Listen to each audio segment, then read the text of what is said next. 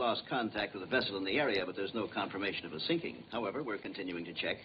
You realize, of course, your contacting the saucer in the first place violated our instructions. This itself may have placed the safety of the entire country in jeopardy. Now that the damage is done, and assuming your story is verified, are you proposing that we meet with these creatures and yield to their demands? And why Washington? If they want to parley with the whole world, why do they choose the capital of the United States? They appear to be realists, and Washington is one of the centers of political power. What about our atomic and hydrogen weapons? Wouldn't they be effective against these saucers? I'd like to answer that question, sir, if I may. Our atomic weapons might be effective if we could deliver them.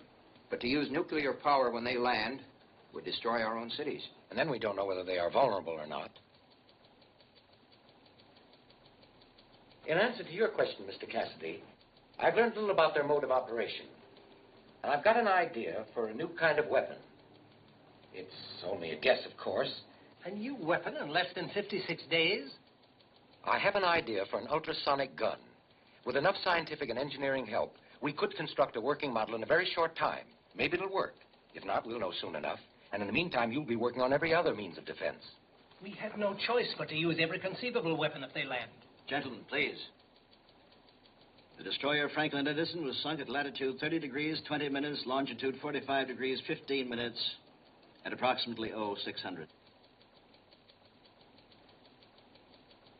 We are expected at the White House in an hour for a policy decision that will probably involve not only our own country, but the entire world.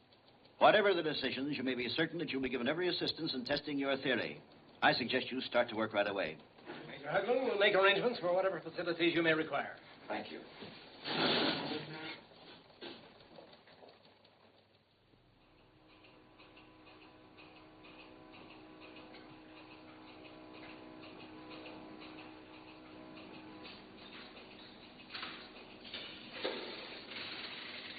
Hello. Hi. How's it going? Well, instead of turning electric impulses into ultra-high frequency sound, we nearly burned the place up about an hour ago. What? All right, let's try it out on the cement block.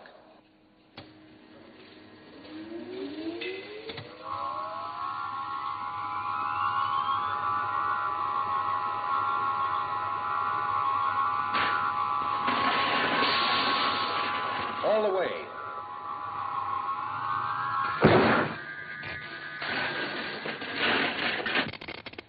Well, there goes your generator. But it worked, Russ. It worked, didn't it? We know what hit Skyhook. What? Sound. Sound. Well, having two small boys around the house, I know that noise doesn't do a man much good, but burn him up, knock his house down? Well, the sound I had in mind was of a higher wave frequency than we've ever been able to produce. Then you mean we've got the weapon? No, I'm afraid not.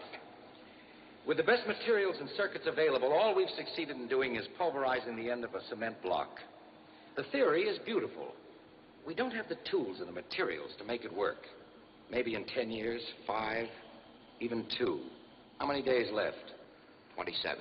Russ, remember that report from Dr. Patek in New Delhi? He suggested a different approach.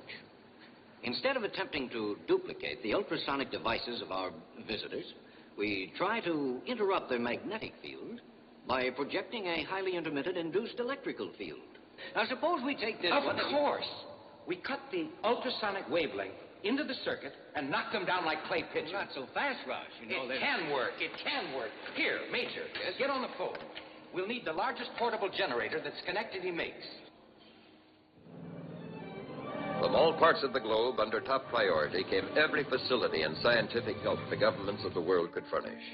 Dr. Marvin and his staff assembled these necessary materials in a concealed laboratory, where they were to translate a short experience in a craft from outer space into a formula, then plans, and finally, a functioning reality. It's only a hollow steel ball, but for our purposes, it's a flying saucer. You can start up the generator now.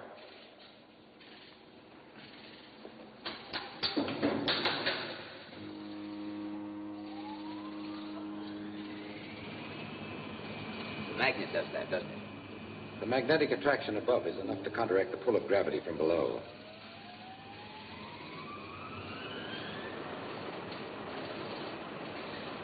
Go ahead. It was your idea. You be the first to try it. My idea, nonsense. It was just as much yours and Dr. Patek's in India and a dozen other scientists all over the world. Come on.